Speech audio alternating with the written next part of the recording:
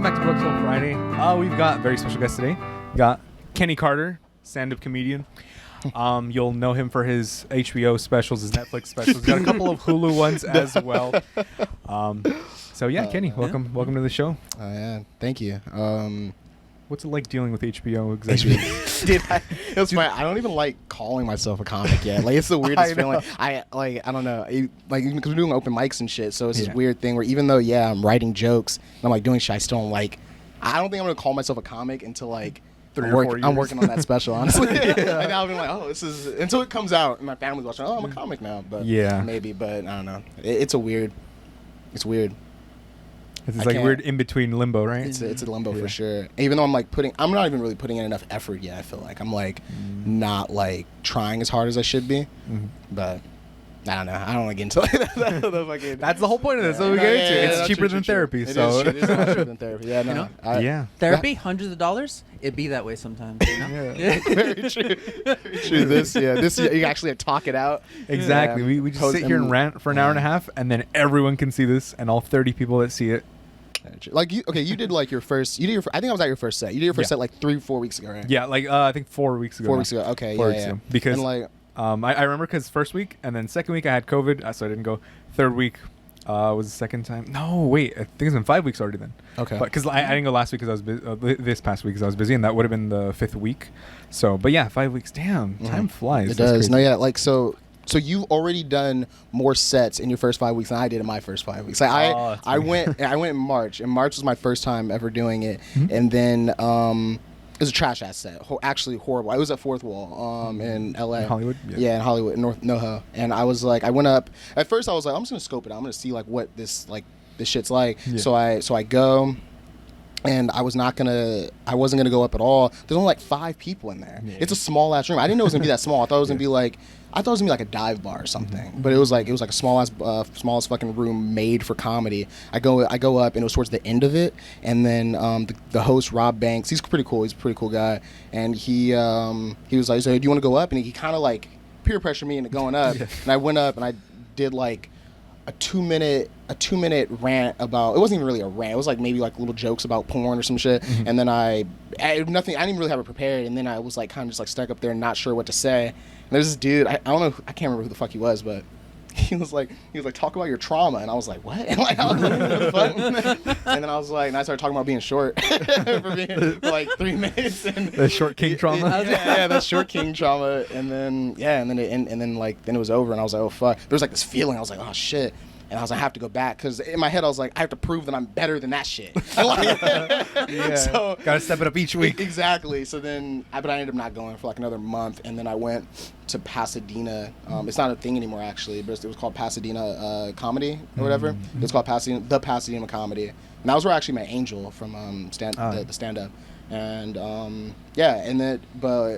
But yeah, so I went there, and then I went to Fourth Wall again that night, and that's when I had like 2 of my best sets. And I was like, oh shit, I can actually like kind of do this. That was also when I stopped saying. That was the night where I stopped saying, oh, this is like I'm new at this before, because if you say it before, I realize it's like, oh, it's a thing where like you kind of can't tell if people are like pity laughing you or not.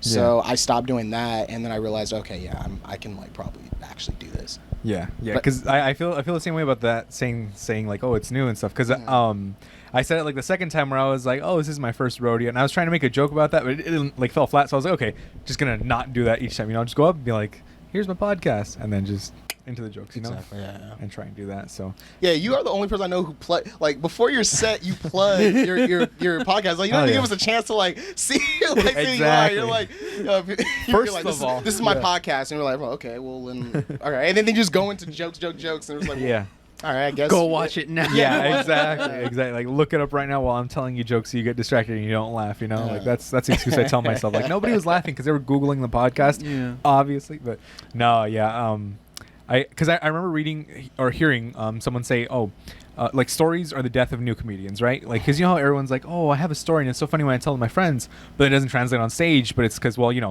on stage, the people in the audience aren't your friends, like you got to make them your friends first and then try and make them laugh. So that's why there are some things where I'm like, okay, this is a story, but I'm like, I don't know how to punch it up just yet to make it funny. So that's why I was just kind of focusing on jokes, like just 1, 2, 3, joke. 1, Who 2, 3, told you joke. that? Who told you that bullshit? I know. I don't remember who it was. That shit fucking that stinks. See, I heard on some fucking podcast, Okay, man. don't listen to that Another shit. part. Okay. this Don't is the listen to thing. podcasts. Well, They're just okay. so in my head, it's like because I kind of like know I have interesting ass stories. Like I just say like that, but no, legitimately. Yeah. Like, but it's this thing where, but like it is kind of true. I went to fucking what the fuck is that place called? The Flappers Comedy Club. The place fucking blows. It is like where comedy goes to die. And like in my opinion, we talk about this shit like all the fucking time. Me and like a few other people, but like. So I went one time for an audition, and the whole vibe there is kind of like, oh, like new comics who are like trying to like make it. They're trying to like, you know, like get their break in. But Flappers vibe is like they're like a school. Like they teach comedy, so they're selling you classes. So basically you go, you do shitty, and they say, oh, you know, what would really help would be a fucking, you should take our class on comedy. $500 Yeah, some 500, bullshit. 500, 300, 500. So it's like all these people have all these dreams and shit. They fucking go there to Flappers, which it's weird. I'm publicly like fucking talking shit about Flappers. No one's gonna see this. Don't worry. No one's gonna see this. Yeah. That's the beauty of this podcast. Nobody's Yeah, gonna no one's see gonna it. see So it. But yeah, no, but Flappers is like trash. But I did get good advice though. Like the guy actually, that's where I thought I was like, damn, maybe I need to take this class. But he did give good advice. The host, the fucking booker or whatever, whoever the fuck he is. Yeah. He told me that you that when you're telling the stories, like and you're on stage, it's a conversation. So this is a conversation, but you have to keep them engaged because it's a transaction. Yeah. So it's they have to, like, you know, you're saying stuff, they have to laugh, and then you do stuff like that. But you're just telling a story, and you're up there just monologuing. that's not. You're not gonna, anything. So that's why you have to have jokes. But then I kind of agree with the story thing. But like, you can make the story funny. Like, you just have to add punches and stuff like that, and make sure that there's punchlines. So people do get up there and there's no punchlines, and then See, that's what I was doing too with I don't know if you remember the Metro joke where I was like, oh, the guy threw his phone down because he didn't want to pay his phone bill or whatever, and then you know it. If I tell it to my other coworkers, they're like, that's hilarious, right? But then it was silent, and I was like, and then I added that punchline where I'm like, I just hope he never has to pay a daycare bill, right? Because then saying that puts that in your head, he's gonna throw the baby down or whatever, you know, something like that. But that's that. If I tell just that story by myself to other retail friends, of course they're gonna laugh because they're like, I've had ridiculous people too. But that's yeah, Target and Metro and AT&T. Blows, huh? Yeah, it was bad. Luckily, I don't do that anymore. I'm working corporate now. Nice. Thank God. But Corporate, gig. fuck yeah. Corporate shit. Salaried. I made it. I can finally work 12 hours and only be paid for 8 of them. So, Damn. no, yeah, I think that's Don't how it forget works. to poop on company time. You know? Dude, yeah, That is fire. That's I do the like best doing time. that. I like hourly. I like getting paid to poop hourly. That's Yeah. like the good shit right Yeah. there. I do Technically, that shit all though- the time at Starbucks. Oh, that makes sense. Because I'm salaried now, anytime I poop is company time. Mm. So think of it that way. That's that big brain Sigma grind set. It's got that It Sigma is. grind set. Got that wake up 5 a.m. grind set. Hell yeah. But After going to sleep at 6. Yeah. Basically. Basically. 6 a.m. Wake up like 2 p.m. Yeah. That's the grind set, bro. Yeah. I think damn, what time I go to? I went to bed at like 5 a.m. last night actually. Jesus. Oh, it's 'cause hey. I fucked up, dude. I had because I went to Starbucks and I had a matcha lemonade because like I always do this thing where I drink caffeine too late in the day.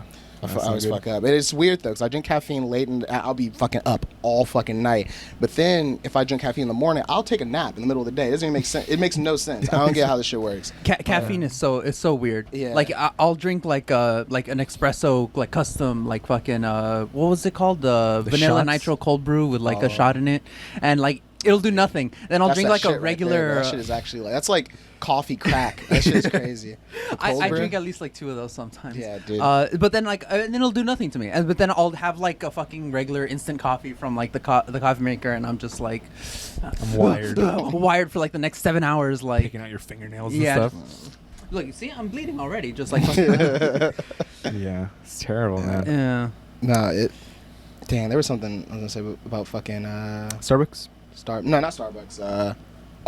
stories. These stories. Yeah. Yeah, that's what I forgot that was the original topic. This happens yeah. a lot. Don't worry. This happens all the time. Like we'll be talking for like an hour, and then we'll be like, "Wait, we never talked about like the Star Wars episode that came out or something." I'll be like, "Yeah, we'll do that next week." We had that on the docket. Never got around to it. Yeah. No, worries. but yeah, stories. Yeah, so it's. I think that you can easily do it. Like I think that I don't know. Yeah, but that was the advice. You have to like make sure that there's punchlines like added in, and that they're like fucking engaged. Like, and there's always little things like there's like let's say you even have a joke, right? You can turn a joke into like a bit. Basically, you can make it like longer, stuff like that. The only thing is like what I noticed is like even what I'm trying to start doing now is like even if a joke failed, like if a joke fails, I'll just address that the joke failed and I'll move on to the next shit. But like. What you can do is that even if the joke fails, you go into like the bit into the joke, and you can probably get a punchline within there that'll hit, and it'll even, you know what I'm saying, it'll hit even harder. Save the joke. Yeah, it'll save the joke. But like it's hard because like there is like this thing where like for me all the time, like if I say something and it does not land at all, I'm just like all confidence is almost gone. But like But except for I think it was like 3 weeks ago. You were there. Like the crowd was dog shit. It was a dog shit crowd. Yeah, I don't know. I don't know what's up with people. Like, I feel like sometimes there's a lot of people that just go there to do their jokes and then they leave. And I'm like, that shit it sucks. But that's why I have to start getting there early now. Yeah. But I mean, as you can tell, because I was an hour late to this, I'm not good at being on time. I'm habitually late. And like, okay, I was thinking about this while I was driving. Okay, like, and it's bad because when I was running late, I was in the freeway. I was like kind of rushing. I accidentally cut somebody off. And like when I cut somebody off, you know, like when someone cuts you off, you're like, what the fuck? So you want to like pull over because you want to see who the motherfucker was that pulled you off. I knew that person wanted to do that, so I started sped up. I sped up. I was like, I didn't get the fuck out of here. Yeah, I was like, I didn't want them to see me, so I was like, I was like that, and I ended up missing my exit. So I was like, ah, shit. Like, yeah, it was bad, man. It was, It's like when you do it to me, fuck you. But if I do it, it's because I have a reason, man. Exactly. I'm running late. I'm more important. I'm literally going to the greatest podcast of all time. I'm running late. Exactly. I can't. It's like I'm the anime protagonist. Don't you understand? Look how crazy my hair is. Exactly. That's why. Like, okay. So my mom would tell me like she'd be like, oh, like you're gonna be late to your own funeral, you know that, like because I'm late all the fucking time. But I'm like, cause I'm such a narcissist. I'm gonna give a eulogy at my funeral because I like, got a pre-recorded shit. You're like, you know what? That was pretty good, guys. And if you guys are watching this, fuck all y'all. Yeah, fuck all. So as we all know, today is about me. It's about me. And I swear to guys, you guys did that corny thing where you guys bring hors d'oeuvres to a funeral. I'm gonna fuck you up, okay? I'm gonna come back and haunt your ass. Why are you eating at a funeral? You should be sad and depressed that my presence is no longer with you. You should be so sad you can't eat. Exactly. I was a blessing, don't you understand? If you have the energy to stand, what are you doing? Why are you not sobbing at the side of my coffin? This is ridiculous. And it's gonna be open casket for sure. Yeah. Unless it's like a tragic, like if I'm fucked up, I don't know open casket. Like if I die in like a crazy car accident, no chance. I feel like I would still do that, you know, just open to fuck casket. with people. be like, I'll record too, right? I'll be like, what? Here's my recording for open casket funeral where everything went fine, and here's my recording if I got fucked up, and I'd be like, yeah, that's right. Look at me. Look what happened to your boy. Okay, I fucking died, and look at those scars. And they're gonna be like, man, it was a self-inflicted gunshot wound to the head. Why is he making us look at this? I was recording my suicide note in case anyone didn't understand. So, anyways. So you guys like do so? How do you guys prepare? Because I've been wanting to do a podcast for a while. How do you guys even prepare for this shit? Do you guys do no preparation? You guys just come in here and start talking? That's exactly what we do. just raw dog the podcast. Straight up. Sometimes we come in and we're like, what do we have today? And we're like, I don't know. And we're like, what's on Twitter? Yeah, like that's pretty much it. But like, you know, occasionally we'll have stuff where it's like, oh, you know, like Moon Knight or Marvel TV shows, comic book stuff like. Or sometimes we'll have stuff that we've like been thinking about. Like we have like a Google Doc where we have like some subjects, then we always just forget about it. Yeah, never reference it. Straight up. Yeah. There's still questions on there for like last year. Like we start talking about stuff and then we just start like snowballing on something else, and then like we forget everything that we wrote down. Eventually, it always leads to eat the rich and end capitalism, though. So that is how all my conversations end, actually. Yeah. That's you make a fine addition to this episode then because I hate working, man. It's fucking working sucks. Honestly, like, why can't we all just be in a fucking capitalist utopia where, or sorry, not capitalist, right? Capitalist utopia where we're all being grounded. I don't know if that's a utopia. Okay. Sorry, why can't we be in a socialist or social capitalist utopia? You know what I mean, right? How it's like there means communism. Not communism, because communism. Give me Leninism. Lenin was the boy. Exactly. Edit that part out. I don't think that's gonna be. I edit nothing. No, okay. Like, I feel like the only time I've edited stuff is when I accidentally dox myself. Like when we were talking, and I'll be like, "Yeah, I was at the place like right there next to the," and they're like, "Oh, I should probably cut that out." No. One time you were like actually giving us like your bank info on the podcast, and you had to edit that out. I remember that. That was so fucking I was funny. editing the podcast back then. I had to make sure I edited that out. Yeah. I added bank to it too. It wasn't bank information. It was I was like, this is how I invested X amount in this. I've invested X amount in this for a total of X amount investments. And I was like, we should probably edit that out. Yeah, you're like, oh, But- my savings account is 1689. Yeah, like wire reading it money. No, I think if but- I was ever like, I was like in the editing process of like, 'cause I made like a solo podcast at one point. I was just talking into the void, which by the way, absolutely insane like concept. I don't get how Bill Burr fucking does that shit. It's actually fucking insane. Like I was cheaper than doing therapy. it's weird because like as I was doing it and like I was editing, I was listening to it and I was like, yeah, no one can ever listen to this. I was like this is like not like it's like unlistenable. It's just like legitimately no one should ever hear this. Someone's gonna listen to this and be like, check up on you, and be like, Yeah. everything You're okay like, down there? "Man, like, yeah. Yes, my Twitch streams. Honestly, you hear a knock at the door, like wellness check, and you're like, fuck, they can't even bother to come out by themselves. They have to Wellness call check. 911. Yeah, Oh, it'd warning be, shots in the back. Yeah, warning shots. Good times. And then sometimes we do that too, where we. I'm Yeah. looking Talk at your about- room though, and so I can tell you're a nerd, man. Oh, Oh yeah. It's, no, I mean I am too. Yeah. But like Yeah. I'm not really good at like keeping like keepsakes of my nerdiness. I mean, if this is keep, like this is is nothing. You have Nothing an is you have an cataloged. actual Nothing is. ocarina. yeah, I've had That's that since when did I get that? Like, The anime middle expo or school? something? No, yeah, high school. Beginning of high school. High school. Beginning of high school. I think most of the stuff I just randomly like. I'll find it on the street, pick it up, bring it back home. Yeah. Yeah. See. But I all thought those were pins and Pokemon. No, stuff. not really. I'll just like Yeah. like people. I'll just get stuff like for my birthday. Andres got me Like Funko Pops and like stuff 3 like Funko Pops. collectibles. Yeah, they're behind breaking the magic. void. Yeah. Do you like Funko Pops? I've had like a big argument with a lot of my friends over this. I do not like Funko Pops as figurines. Like I really It's like tough. I like real figure like the those Action expensive figures ones. ones, Yeah, yeah. like the action figure Yeah. ones, or even like the statues. Like I like those. like, a Statues, lot. yeah. I'm honestly split on it. Same. The main reason I'm split on it is mostly because Funko Pops are kind of inherently bad Yeah. because they're literally just worthless. Like, it's basically like that one scene from that old movie in like the 80s where like they're like, oh yes, buy our plastic circle.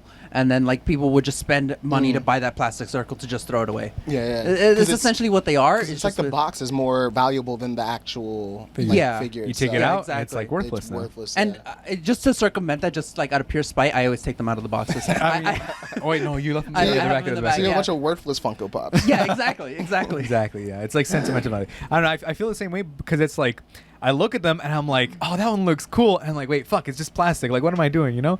But at the same time, I feel like the reason why everyone gets them is because they're so like cheap and accessible when they first come out, obviously. Because they're like, from anywhere from $9 to like $15 depending on how big it is. And because of the boxes, you can stack them up nicely. You don't have to I have to go buy a shelf and stuff. No. Oh, yeah. A little corner of your room, boom, you stack them up and they're fine. But it's also that thing where if I see one, I'm like, oh, that looks really cool, and I look it up, it's like $80. I'm like, no, I'm not gonna buy that. Like that's useless. But I can also appreciate like actual statues and stuff because it's like I have a statue of Green Lantern at the house and a small one, and it's like wow, like you can see like the muscle details and like the work that they've put into it, blah blah blah. Is that the Deadpool? And then and then Deadpool, yeah, Yeah. a He little says Deadpool holder. as a PS5 controller holder. Yeah. And like stuff like that basically. But then you look at the Funko Pops and it's just like it's just copy paste. You know, it's Yeah. like but if sometimes I don't look at them and I'm like I want to get down. And I'm like no, stop. I gotta stop myself. Yeah, myself. you gotta stop spending all that money. Yeah, every time. Amazon recommendations get me, man. Yeah, low key. Stuff. That was damn, dude, my fucking throat. Oh, do you want some I was water? gonna say yeah, actually that would be fire. We you pause? Yeah, pause. Okay, 2 seconds.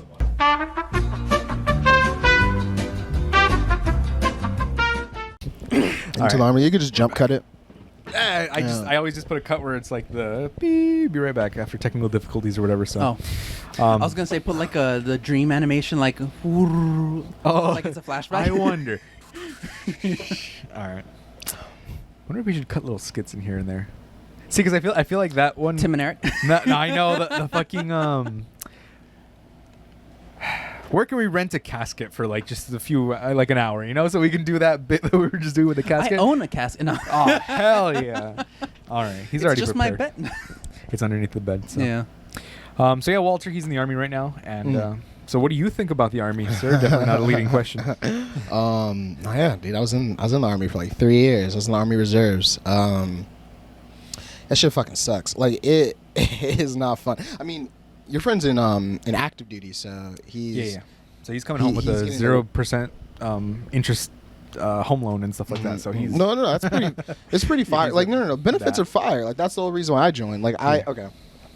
This is a long story, but I guess that's what we're here for. Yeah. I fucking hate school. So like I just hate it, like the whole like going to school and shit. Wow. Word. Did you just drop something? You dropped the light. You got our professional lighting, as you can see. Yeah. Professionalism. Turn it back towards the screen. It's not turning on the screen. Yeah, I just like I like hated school. So like when after high school or whatever, I was going to like community college for a little bit, but I was like fucking off in classes, which is crazy because like I had a scholarship when I had scholarship money and I was going there. I was like going to school for basically for free, and I was still fucking it all off. And like now thinking back, like retrospect, I was like, I kind of fucked up, but whatever. But like in the moment, I just didn't give a fuck. So then I went to I was going to OCC, which is in Costa Mesa. I was going there, and then I left, and because I was like, this drive is way too fucking far for me not to give a fuck about classes. So then I left and went to LBCC. I was like, oh, this is way closer. This is like easier now. I can like rationalize my decision to fuck off in classes because like it's closer to home. So I did that, and and then I ended up getting put on probation, a student probation or whatever, like academic probation. There you go, academic probation. And so a lot of people don't know this. You get put on a list. Actually, you get put on this like list of like the Army basically gets a list of all the people who are fucking up in college. Delinquents. Yeah, basically. Yeah. So it's called like it's because of Bush actually. It's called Goddamn. No Child Left Behind. So because of No Child Left Behind, basically like so like in college, and they do this in high school. So high school like like in high school, people were fucking up. They'll like the Army will kind of get you like quicker. They'll get you quicker, and they'll try to get you to get your good grades and shit like that, so you can, or just get decent grades so you can pass, and they'll send you off to the Army. But in this one, it's like if you hear anybody who joined the Army and like at this type of age, they always the recruiters knew the right time to hit me up. And of course they did. Like of course they fucking knew. They have the data. So they have the data, and like that's when the recruiter hits you up because they know motherfuckers need money and they know motherfuckers need benefit and shit, whatever. So like obviously you can tell like I'm pissed off with that shit, but whatever. But taking advantage of it. Because like I don't even think about it in my own situation, because in my situation it was fine. Like I did kind of need it, but I just think about it, I'm like fuck, like so many people who like get taken advantage. Yeah, get taken advantage of in that sense, but. It is what it is. So they ended up calling me, and I had like this ego about me where I was like, oh, the Army, I'm smarter than these motherfuckers. I would go to why didn't the Air Force hit me up and something like that? Yeah. So I go and I'm like, oh, I could like take this, like I was like, I could easily pass the ASVAB and shit like this, whatever, blah, blah, blah. But like the math, okay, so like I'm trash at math, but the math in the ASVAB is like it's like eighth, ninth grade math, but like I hadn't. Okay, when I was in high school, truthfully, the fact that I graduated high school was a damn miracle. Like, it's insane to me that I graduated high school because my freshman year, I had all Fs. I had all Fs in class. Like, not because, like, I'm a dumb fuck. It was more, I just did not try. I never applied myself. It was, like, a constant thing, just never applying myself. So, I had all Fs my ninth grade year. My mom was freaking the fuck out. So my mom was fucking freaking out. It's so much stress putting my mom up with this shit. Yeah. But then ninth grade, I was going to school. I was going to Bellflower High School actually, which is funny that or whatever.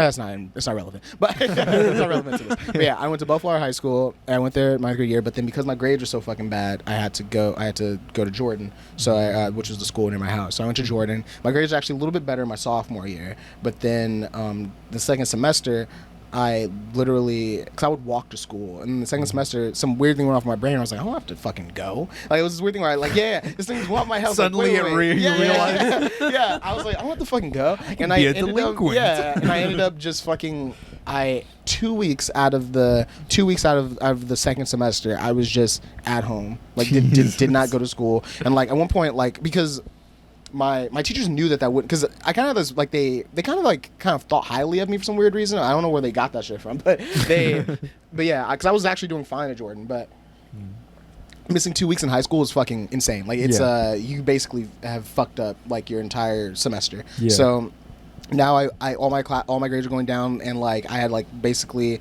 like all Fs again. Jeez.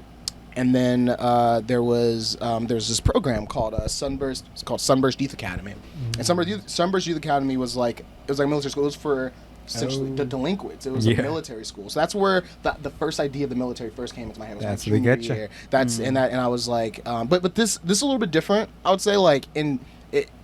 So it was this base in Los Alamitos, and it was more so to help fucking kids who were fucking up, and not to like put them in the military, but just kind of like give them a foundation so they're not on drugs, on meth and shit. Because it was crazy. The kids who I was there with, they were fucking insane. Like these are kids like legitimately like, had been on meth in high school. It's like how the fuck do you even? Yeah, it's like how do you even get? You should meet our friend Michael. He lives in well, he still lives in Compton right now, but he told us like the craziest stories on the podcast too about how it was like 12, 13-year-olds doing like hard drugs and shit like that. Shit. It's fucking insane. Yeah, and like, you know, having sex and stuff, and it's like, what the fuck? They've been like fucking since like 6th grade. And it's like, how the fuck? I wasn't even thinking about pussy in 6th grade. I was like, it's. So there was that, nuts. And it's nuts, and I was with like all of them and shit like that, and it was a weird thing where there were other kids who I think were like me, but we're like the small minority of like just kind of people just fucked up in school. But like even some of them, like they were like just legitimately bad at school, right? Like even if they try, they had to try harder, and than me, and like, and there was this thing where one of the sergeants or the sergeants there, he was like, why are you here, Carter? And I was like, what do you mean? I was like, oh, I had no idea what he was talking about. He was like, what do you mean? He was like, why are you here? Like, I don't get, like, you're not like the typical, like, because he had been working there for like 10 years. So he's like, he's like, I don't get why you're here. And I was like, I couldn't give him an answer. And man, it was just like, oh shit. Your life sounds like an after school special where they're like, you shouldn't be here, son. Legitimately. It's how it, and that's how it was like a long time of just me not applying myself and just not fucking trying. So yeah, it was weird, but then that happened. I graduated. I met some like really cool people I'm still friends with to this day from there. And then I went back to school my senior. Then because I was there my junior year, so then my senior year I actually like I was doing fine. I was chilling. I only had like 3 or 4 because I got a bunch of credits there. I basically made up all the credits that I fucked off in my first 2 years. So low key, it saved my high school career. Like it, and I definitely accredit it to that. And it was funny because I was trying to go back to Bellflower, and I tried to go back to Bellflower my senior year, and the principal, because he knew who I was, he kind of remembered the name because I was on the soccer team and the football team, so he knew who I was from that time, and he was like oh, like, and he was looking at like my me post sunburst. He was like, so you made up, he was like, this is insane, you made up a 1.5 year credits, because it was a 6-month program. It's like, how'd you make up a 1.5 year of high school credits in 6 months? He was like kind of his mind boggled by, because it is fucking insane. But I was like, he was like, and then you expect that you changed enough to, and eventually like he was like interrogating me, but like it made sense. But then after that I was like, fuck. We found our villain for the after school special. I was like, fuck. And I was like, fuck, man. I was like, fuck, I'm not going to be able to go back to Bellflower and shit like that. But he ended up accepting me. I ended up getting to go back. But then the school I really wanted to go to, Lakewood, accepted me. So I was like, shit, so I went to Lakewood instead. But it was weird. And he made some valid points. But then it still hadn't fully, like, I was changed a little bit. Okay, actually, that's not true. That's not true. My friend, my homie was like, I remember it, but like when I came back from military school, like literally the day I got back, I was at my friend Jossie's house, and I was like, yeah, I'm back, and I'm still the same nigga. And like, I said that to him. Yeah, I still think about that shit, because it was true. Like, I really hadn't like fully changed. What would happen is, so these experiences, I don't fully change them. I just like gain a new perspective. I'm like, oh, and it makes me a little bit. I have a new experience I can joke and talk about, but like it didn't really like fully click. So the fundamentals are still there. You know? Exactly. And but yeah, then my senior year, it was fine. But like I barely graduated my senior year because there was like this fucking project.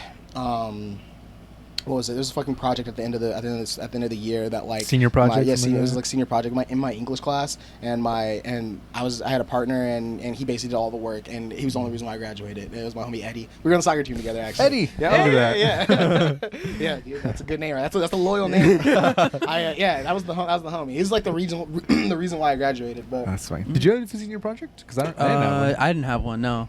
I don't know if that's it was it wasn't really a senior project. It was just like the final, essentially. Like it was the final. Everything was in that thing. Yeah. Okay.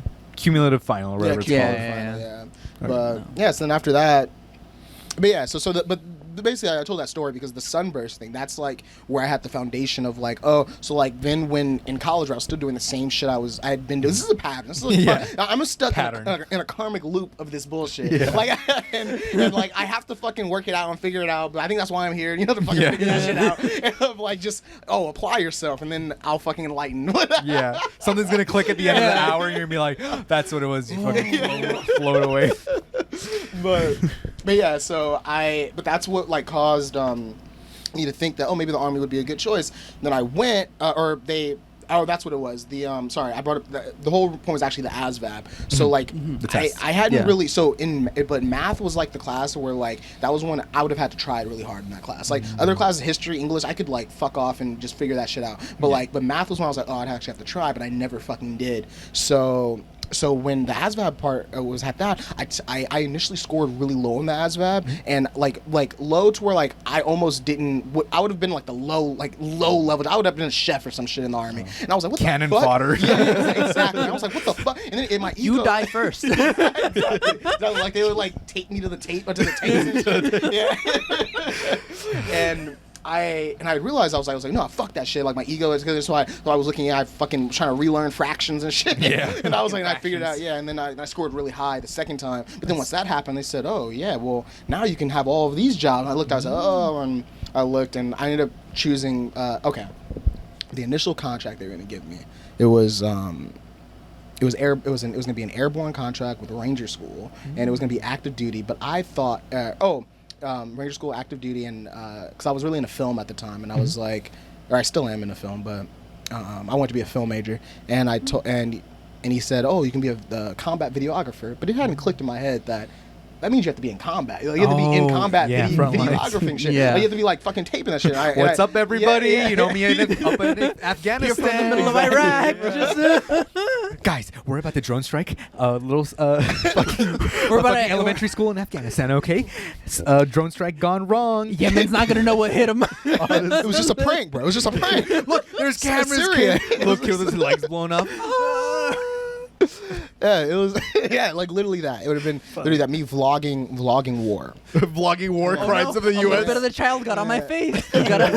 Facts. And it was. Yeah, it would have been rough. And then it clicked, and I was like, and he said, I don't think you want to go to combat though. So and I said, I really want a reserve contract. So he gave me that, and I got paralegal contract, and it was fine. But then basic training, I'm sure you've heard stories about basic training from your friend Walter. Yeah, from Walter. It's fucking insane. Yelling and everything. So I went to Fort Jackson in South Carolina, and that one is actually co-ed. So so you have boys and girls, but like or men and women, or actually male female is what they call it there. Yeah. It's a male and female, which by the way, I got into the habit of calling women females, but then I came back and like everything's all like post woke. So like if you call someone a female now, they like they're like, you're an Andrew Tate supporter. Yeah, you call them a female, it's like no. This is how I've been like conditioned to say it this way. Yeah. Because like I don't know, but yeah, it's really weird.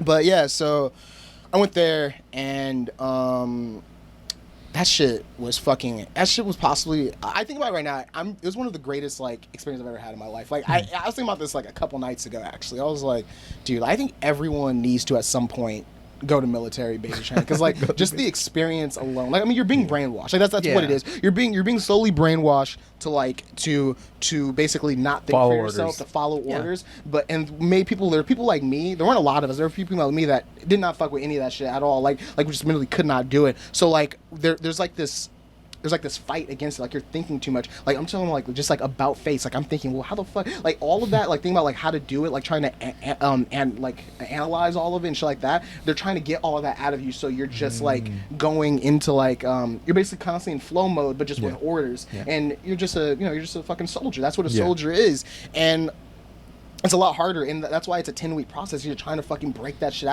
out like all of these like civilian things that we do, and just turn you into an actual soldier. And it works. And like I would say, like there was a moment where like it did, like I was like legitimately like that for a little bit. It clicked, and you were like Terminator activated. Yeah, basically, yeah, like the Manchurian Candidate and shit. And like, but there was still always like this thing of me that like still like had to like rebel against shit like that. Like I used to like, they'd be like, kill that Syrian child. No. Well, no, I was like a piece of shit in basic training. Like a lot of people like kind of like Damn. Okay. So. Were you the one to tell jokes, or Yeah, you're like, Private, what's so funny? So- and you're like, your mom, man. Not even. No, I would never tell just. I was too much of a bitch. I was too much of a bitch. But like, no, like that was where like I realized like that's where I was like, oh fuck, I'm actually kind of funny. Like, because I was there. Like, it wasn't like because there was a lot of 18, 19-year-olds there, and like I was 21 when I went in. So like making them laugh wasn't really. I didn't give a fuck about making 18-year-olds, but when they're the older people in there, when they were laughing, I was like, oh shit. Like I was like, I'm kind of funny, and like, and then someone boosted the fuck out of my ego and said I was by far the funniest person there, and I was like funniest person, and like in the bitch, there's like 200 people. And I was like, oh shit, dude, I'm fucking killing, and like I was like whatever, but yeah, there was like where I kind of like I was like, oh, I'm kind of funny, but. But everyone knew I was a piece of shit because I would constantly figure out ways to just get out of doing shit that people had to do. So like I would show up late to formation, I would sneak in through the back, and like I would just be late to shit, and like but no one really ever get in trouble for it. But then whenever we did get in trouble for someone else, I'd be the first to complain. Because like I wasn't mad that they were being. I was more at the why'd you get caught? Like why'd you get caught doing that shit? Like it's you're never not illegal unless you get caught. Exactly. It's like it's fucking stupid shit. But so what ended up happening at the end of the cycle, it was funny as shit. Like it. So at the end of the cycle, I ended up we had just gotten our dress blues. We had just gotten our dress blues and shit, and.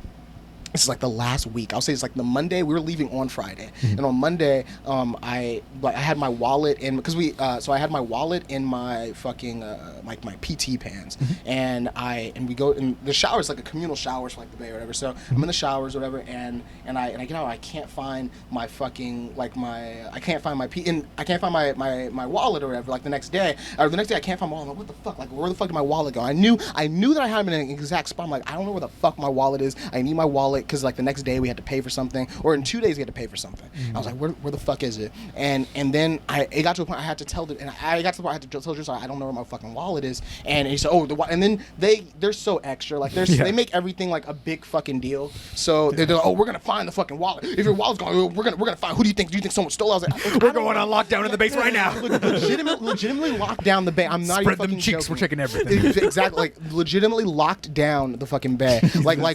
So everyone's like we brought everyone in our bay downstairs. We lined up all of our shit. Everyone had to unpack all their bag and look for my shit. And I was like, oh my fucking God. People were so mad at me. Yeah. Like, they were so pissed off. They were like, Carter would never do this for us. And I was like, I mean, that's true, but fuck off. Like, that is true, but you're just cutting them off at the freeway now. Yeah, like, fuck off. And it was very true. Like, and I'm sitting there, I'm like, fuck.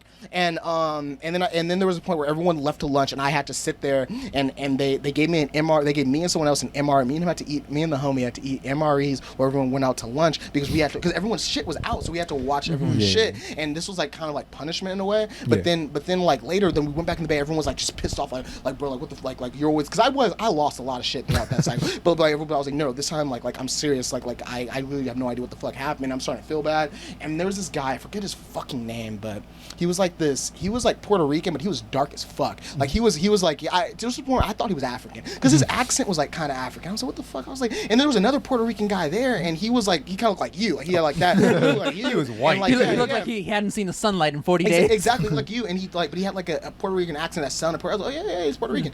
But this guy, I was like, is he African? Lying? Like I couldn't tell what the fuck he was. Whatever. So eventually he ends up finding my wallet, right? So and this is what I figured out happened. And all he had to do was fucking, but he was like 19, I get it. So he was a fucking kid. But like I realized that what happened was because he was actually like in the showers like the same time. Our PT pants look exactly the same. He accidentally took my PT pants, probably realized during the whole heat of everything, oh shit, I have his wallet, and then had to like he had to like kind of like cover up his tracks and put it somewhere. Yeah, and I realized that was the case, and I wasn't really mad, but it was more so I was kind of like, why are you such a bitch? I was like, dude, just like man up and say it. Realize what you did. And but he was like, no, I didn't. No, I found it behind the dryer. And it was like, you found my wallet behind the dryer. Everyone like, it was just the first place people look, 'cause that's a place where like I used to sleep behind the dryer. So like that's what. Behind the dryer. It was like this is in the middle of winter, so like I would like. This is funny as shit. There's like a crack in between the dryer, and I would kind of just like go into the laundry room and like go and like lay in between there and just knock out and sleep because like you're tired, man. I was tired, and people they just you wouldn't get caught there. So That's why people checked behind the dryer, because they knew that was my sleeping spot. So, but somehow he just happened to find it. And then so it was like that whole thing. And I thought about it, and I was like, huh. And like I remember when I was just sitting there, just like watching everybody's shit, and I was like, I definitely wouldn't have done this for anybody. Like I was like 100% would not have done this for anybody if it was anybody else. Man, he was sleeping behind the dryer, so the wall must have fallen out when he was there. You know, like that's how it was. It's rough, but shit like that, man. Like I always find myself in situations where, like, I'm always like, how do I explain it? Like, I'm always like, okay. It was funny because at the end of the cycle, have you seen the movie the Half-Blood Prince, Harry Potter? Of course. Oh. Okay, so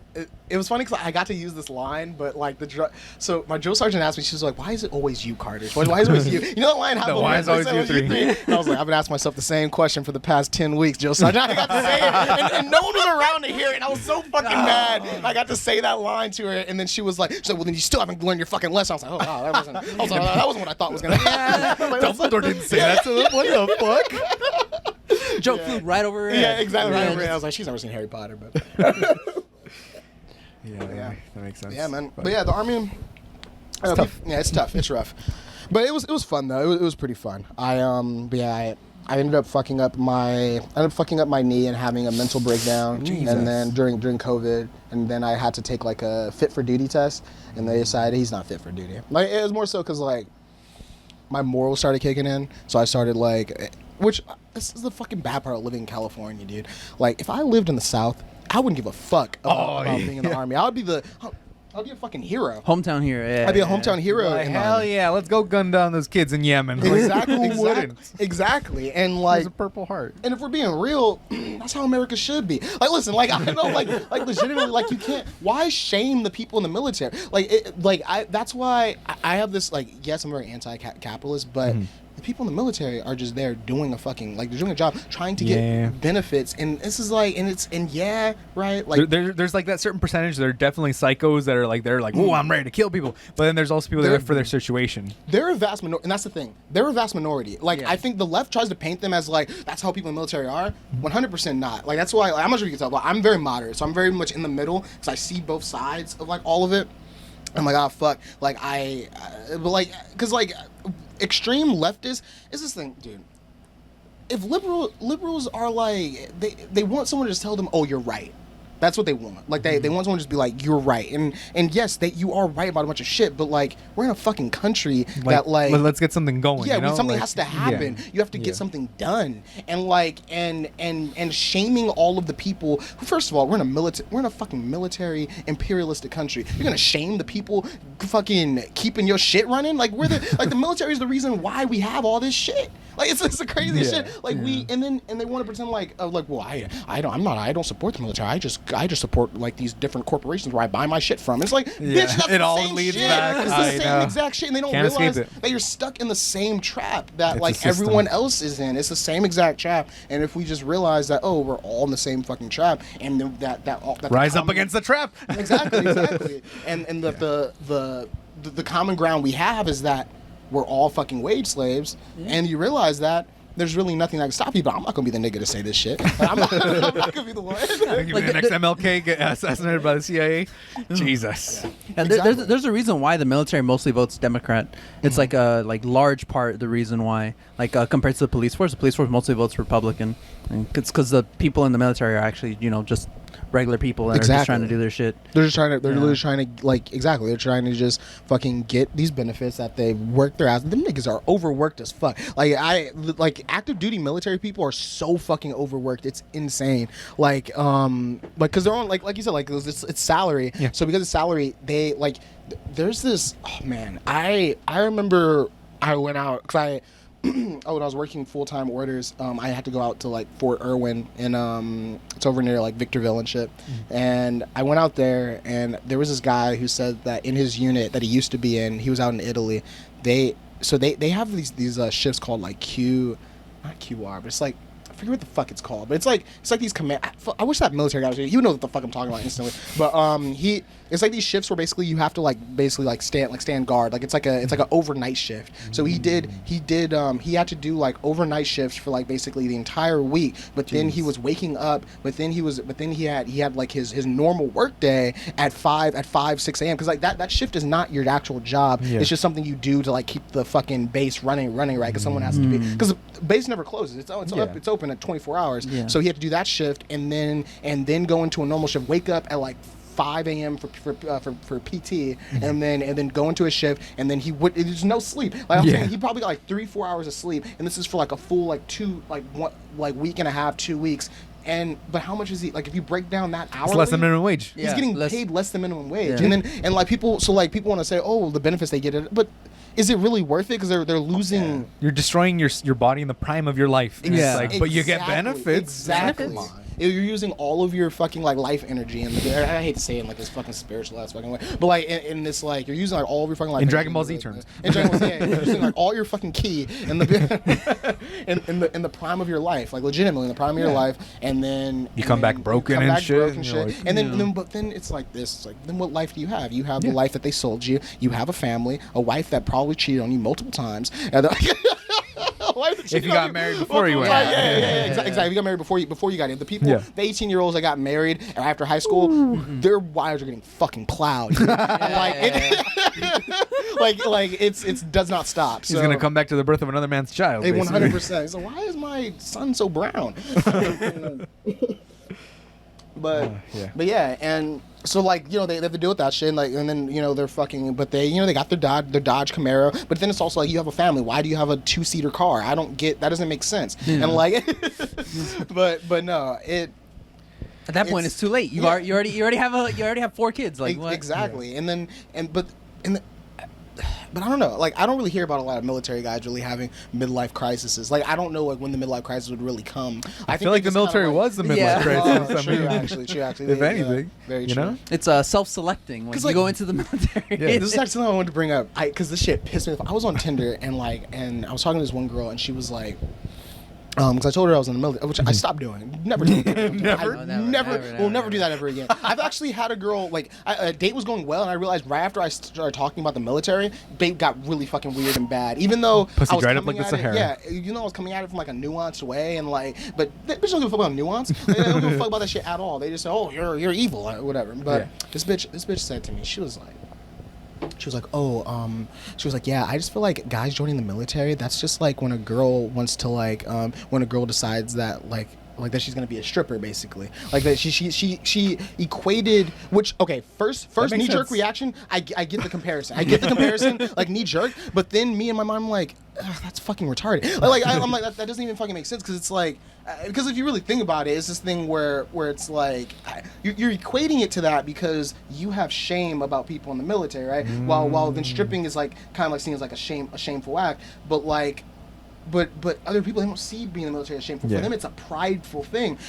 What family are prideful about their daughter being a stripper? Like what family is truly like, I'm so happy this is what you decided to do? Like, of all things, my daughter shows her cooch to random strangers. I love it. She gives horny guys lap dances. I am so fucking proud. Like, and it's this thing where like that's where like the morals are shifting, where it's like, okay, military is the shameful thing. That is a shameful act, and it was only out here. It's like it's a California liberal way to view the world, and it's fucking stupid when you're reaping all the benefits of those people you're shaming. Fuck them. I can't stand. That's why I hate liberals more than I hate conservatives. Like, conservatives, I know they're racist, but I can't fucking stand liberals. Well, I feel like you can see a lot of liberals that are racist too, even though they don't outright say it. Where they'll be like, oh, I can't be racist. I definitely have a black friend. So you see everyone? Yeah. So I can't be racist. Yeah, exactly. We're not racist, okay? Yeah. But yeah, you see that all the time where they're like, then you hear the closed doors thing where they're like, oh, I don't want to go around that neighborhood and things like that. Or like, my property value is going to go down and whatnot. And it's like, exactly. Yeah. They're it's like the way that redlining and racism happened. Difference between the North and the South. In the South, they were just overt. They had like signs saying, "Oh, you know, black people, Hispanics, Asians can't enter these neighborhoods." In like California and the northern states, they just like made it economically impossible for those races to enter the white market. Basically, Exactly. you know, they're not overt about it. They just hide behind like a thin layer of like the price barriers. Yeah, basically. price barriers and shit, and like other stuff that you can't really notice at first glance. Systematic racism. Man. Yeah. Yeah, and that's what I mean. It's like how are like you like the. This is like the thing. I've thought about making this into a bit. I don't know how to do it, but like Make it a bit? make it a bit. But it's like the same like like liberals who are out there protesting Black Lives Matter were the same ones gentrifying neighborhoods.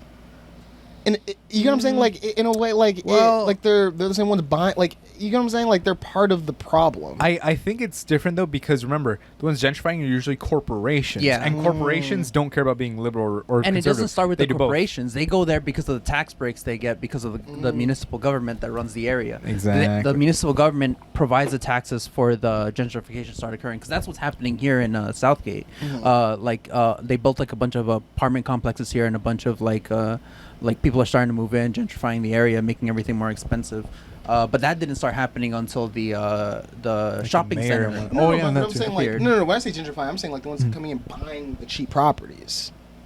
Is that not like a part of the process of gentrification? Or are you talking like the actual like corporations coming in taking the 'Cause business out? The corporations buy the empty lots that the residents can't already afford because they get tax breaks from that government, and then they develop those things, Yeah. and then And the then housing white people companies move come. in and stuff, yeah. Come in, then the people Yeah. like who essentially like are renting at that price. Okay, Yeah, okay. The people that can't know that got gentrified out of their area, basically, that have like higher wages and stuff, then come to like the poorer neighborhoods like here. Yeah, they're like And Santa then Monica's so expensive. You know what? I Yeah. heard about this great little gem called Huntington Park. Yeah. And they move there, and then Yeah. you know. So basically it's just shifting. How do I put it? It's like you're just redistributing like people into inequality like different of wealth, Yeah, basically. the inequality of wealth. Actually, oh yeah, exactly. What it's Yeah. oh, what the fuck? It's just widening the wealth gap, basically. Yeah, exactly. basically. Exactly. Literally. I never even looked at it like that. I kind of just saw it. Sorry, I saw it from like my perspective of all these fucking people are just moving into this place, but I didn't really Yeah. think about where the fuck are these people. The even coming systematic from. problems. Yeah, I didn't think about where they're coming from. They're coming from a place where they actually got pushed out as well. Yeah. Exactly. But The the more thing is, you though, know. at every step of that line, there's also a choice. So like, it's not like they're like guilt-free per se. It's just that like it's like a chain of events, and then they make the choice to come in here into like the lower income. Yeah, I mean, because they could neighborhoods. technically stay in the place that Yeah. they're in, but it's like, but that's what I mean. But it's like it's so nefarious because it's like they're offering you because that's what they don't get. So they don't see like the prices they're offering you are like really like you're like, oh wow, this is a lot of money. This could change my life. But we don't realize the moment you take that money, you take it somewhere else, your money's now worth less. It's like it's actually like making your money worth less.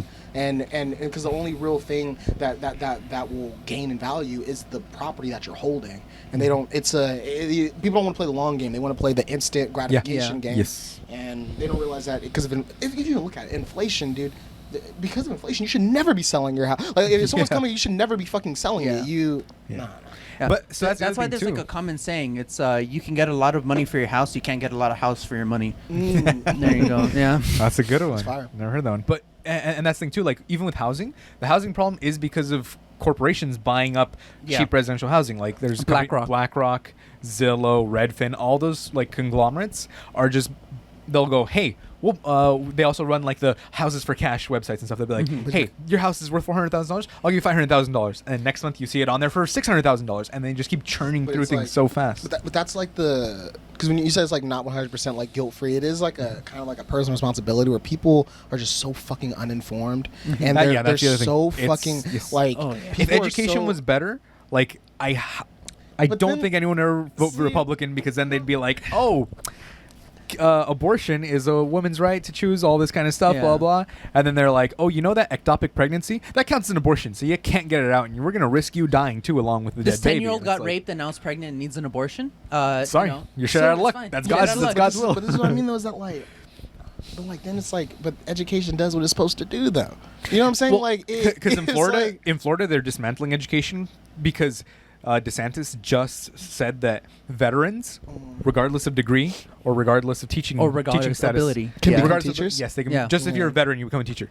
And that's because they don't want to pay their teachers anymore. They want to pay them the least possible amount Which of is money. like a Because wage problem, They don't need systematic education. problem. The less educated they are, the easier they are to control. Exactly. But it's yeah. Because And then, but Zillow, going back to the housing one, Yeah. Zillow is particularly nefarious because what they do, because like you know how sometimes you'll just go on Zillow, you'll browse like a house or something, you're like, oh, I'll never be able to afford this, cool. But I like their kitchen countertop. What they'll do is that every time you go on there, they'll collect the aggregated data of all the people doing that and see where the majority of people are looking into houses, and then they'll buy up the houses right around that area for cheap and then relist them for a higher price before anyone can really get the drop in. So they'll see what neighborhoods are already in demand and then like buy out the sector. Oh shit. And then It's crazy. Yeah, dude. it's basically We sound like conspiracy theorists, but it's real. yeah, like, no, it's real. just Like they had a whole lawsuit about this like recently. It's they're basically like speeding up gentrification because of it. Yep. But it's like, and then you look at like what the end game of it is literally just Money, Profit. greed. Profit. Yeah, That's it. yeah, profit. 1%. But like, yeah. But it's like the people who because like where I live, like especially after COVID, I've seen like more homeless encampments. How you see more homeless because people because the lower level. I mean, yeah, at the top you get those people get more and more money, but at the lower levels they're getting less, and eventually people can't get anything. They can't buy anything. I mean. Yeah, I mean, yeah, they have to fucking, they're just homeless, but then, then people, the way people looked at the homeless people is like, oh, well, they fucked up or something like that. Yeah, It's no. like, no. But you don't know They were if failed. it's if it's like they were failed by the system. By the Like system. in a system where that allows for homeless people, where there's like we're gonna create anti-homeless people benches and parks and things like that, where there's an anti-homeless industry. architecture. Yeah. Anti-homeless architecture. You've already failed as a society Because you're not you taking can't, care. because you can't have your people at the top with Like all that imagine money coming back from looking like at your homeless. like $17 or your $7 an hour job trying to get home by the train, and then there's nowhere to sit down with your tired legs because someone hates homeless people. Yeah, like it's like the little things are like Yeah. that. It's like, well, so homeless people can't lie down. It's like, but I don't fit in here. yeah. I'm Now like a now I'm person. slipping off the seat. Yeah. I'm gonna fall into spikes. Like Yeah. It's I don't know. It's funny because I always talk to my try to talk to my cousin about this shit sometimes, and because he doesn't really like research like a lot of stuff. He just kind of just like whatever about it. So a lot of the information he gets about this stuff is just me ranting and like, and I imagine sometimes I'm like calling him up. It must sound like just a conspiracy theory, just like That's our saying viewers, dude. insane, just saying insane shit, man. And it's like, Or like Bezos is drinking the blood of babies. That's why lizardmen. he's trying to escape the earth. Don't you understand? but yeah, the conversation is hard. Like it's a hard conversation to have with them because naturally our gut reaction is to argue it. So Confrontation. Like, you want to argue and be like, no, but this, and it's like, and then you have to like present more and more present more and more facts. Then you realize that like. Where I'm at kind of at this is like I'm done with like debating it. Like I can't like keep debating shit with like people if they don't fucking see it. The only person who can like wake people up is themselves. That they have to like actively do it themselves. You have to try. So yeah, you have to try, and it's hard, dude. Like it's not easy, bro. There's a lot of this fucking information. You get it. It makes you People feel love to be weird. ignorant, yeah. It makes you feel weird. It makes you feel because that's what happened to me with the military, bro. Like when I realized all this, I was like, oh fuck, and I was like, oh. It made me feel weird inside, and that's what I mean. But then like, how do I explain it? Like my friends.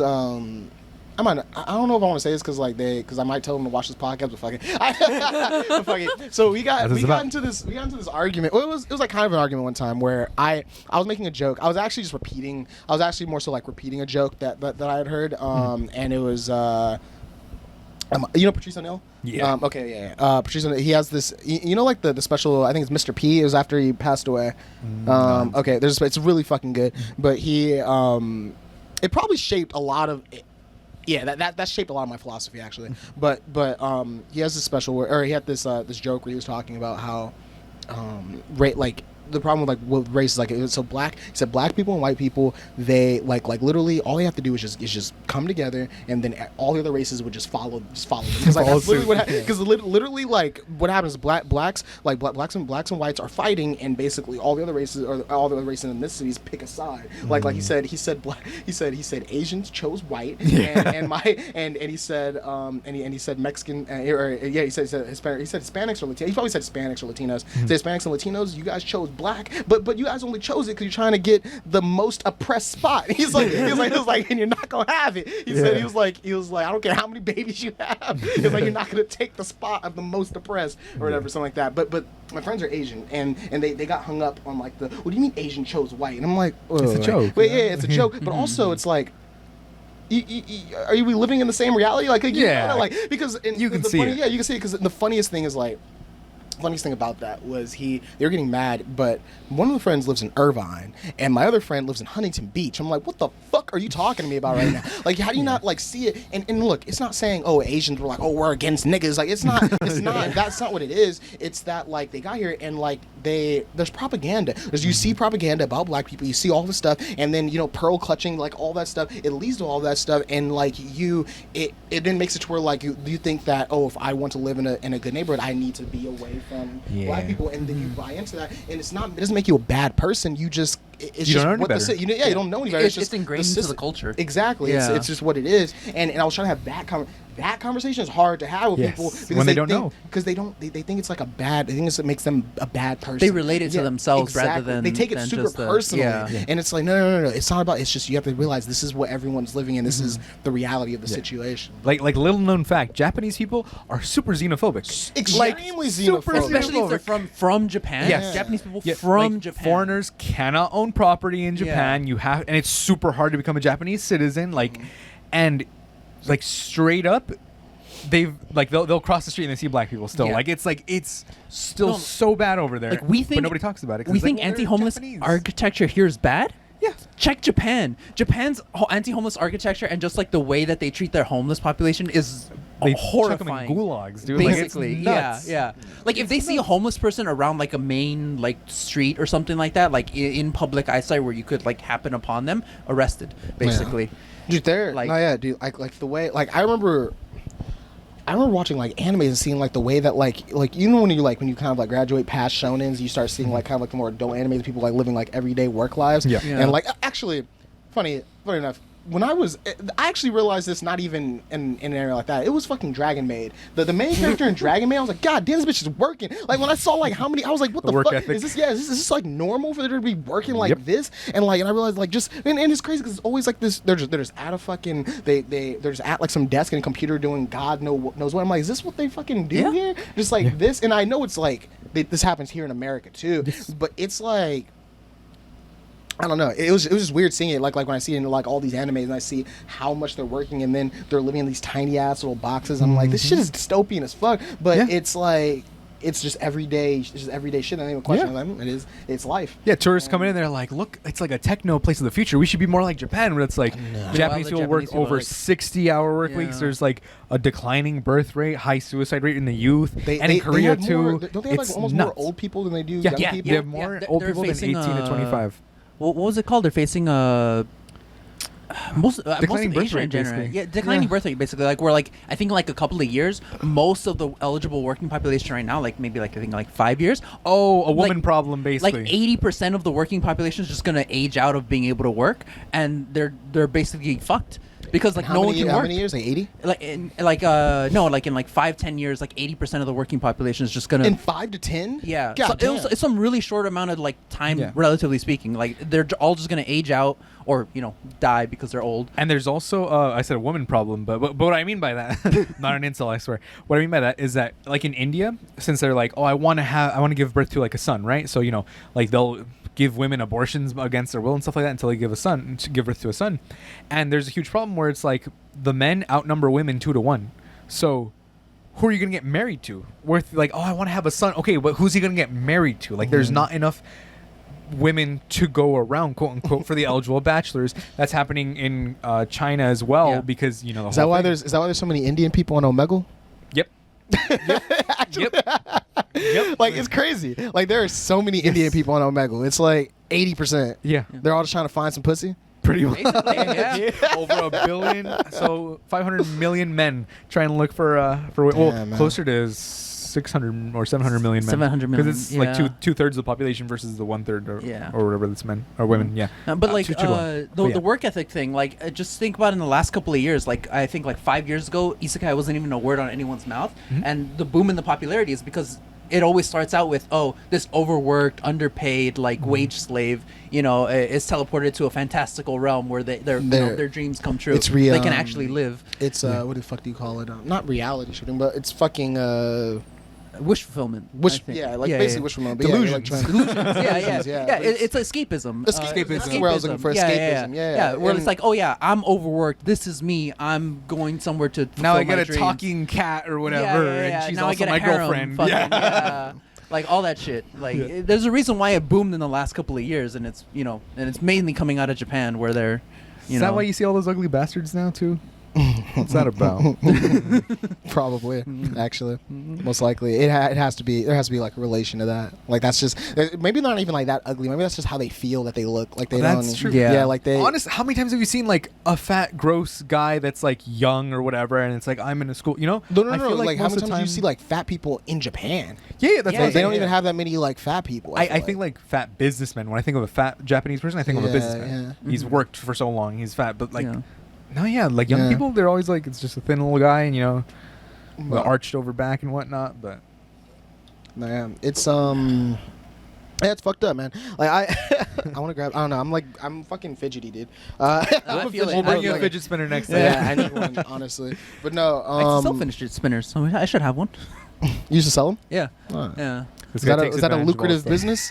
No, it was not. I made a couple bucks off of it when it was happening, but then I got in kind of like late on the wave. The trend. Yeah, and then so I was like, yeah. Right now he makes lamps and stamps. Stamps and lamps.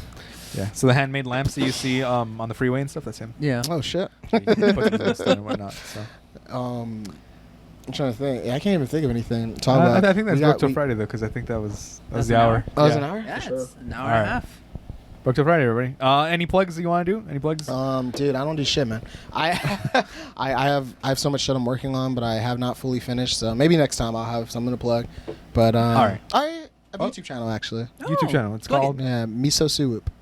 Miso Suwoop. Miso yeah, I don't know if that'll get us in trouble, but Yeah. we'll leave it in anyway. Sure. All right, nobody watches this. Yeah, no one That's watches Brooke it. so far. All right, thank you, bro. Ubu chan. We're broke till Friday. Goodbye, my friends. We'll see you next week. Now I'ma go and beat my meat. And we're broke till Friday. Bye, my friends. We'll see you next week. And now I'ma go and beat my meat. And we're broke till Friday.